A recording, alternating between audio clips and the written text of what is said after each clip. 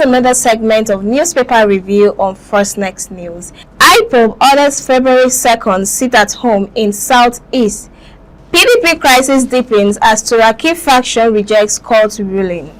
Wike threatens legal action over denial of stadium for Rivers rally. Did you hear about that yesterday? Well, honestly, it has been on the news so far, and I think it's a big shock on the life of the FCT minister. Yeah, they actually said they didn't get any later, so he said next time he will put down the, the stadium.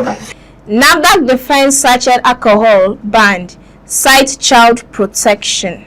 IPOB orders February 2nd sit-at-home in Southeast, attack Soludo. What do you have to say? I mean, these people are still head-bent on this, their sit-at-home every Monday. Well, first of all, I think we should really recognize what matters in the institution of Nigeria. Okay. I think a sitting governor has given an order, and I think it is best is respected for the citizens and people of that state, society, to respond to it, you understand?